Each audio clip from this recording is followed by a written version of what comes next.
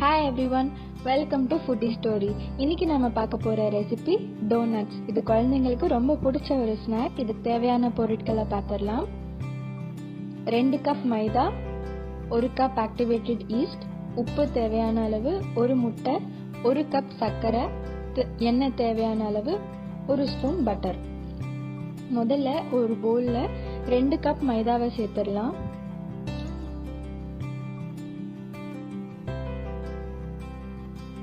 இப்போ 1 கப் சர்க்கரை சேர்த்துடலாம்.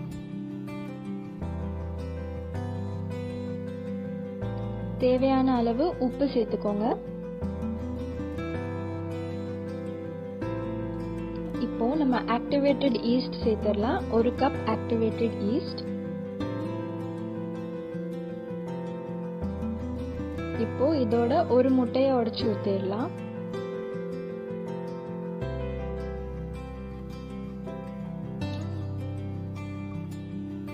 இதுல 1 ஸ்பூன் பட்டர் சேர்த்து நல்லா கலந்துக்கலாம். இத சப்பாத்தி மாவு மாதிரி நல்லா பிசைஞ்சுக்கோங்க.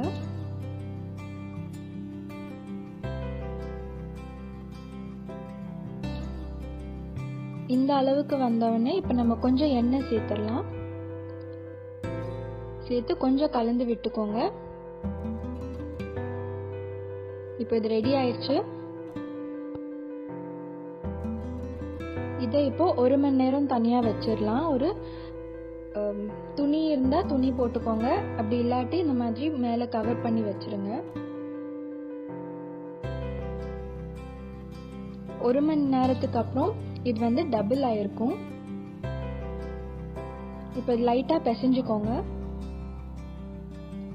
இப்போ ஒரு சப்பாத்தி கல்ல லைட்டா மைதா தூவி விட்டுக்கோங்க.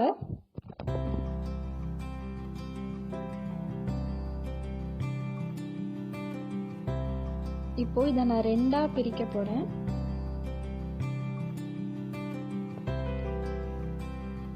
இப்போ இது மறுபடியும் நான் 2ஆ பிரிக்க போறேன்.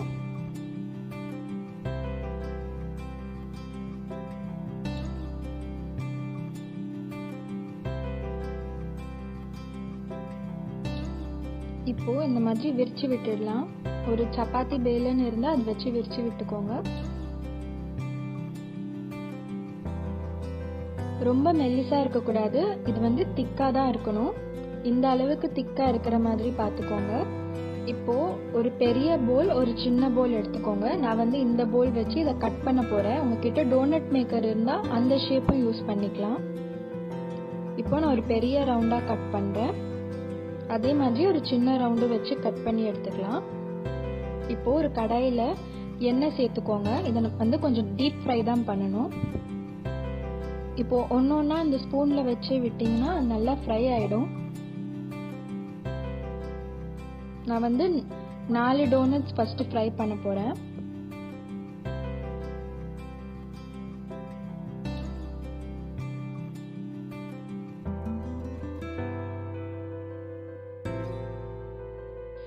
இது கொஞ்சம் பிரவுன் ஆனவனே சைடு திருப்பி விட்டுக்கோங்க.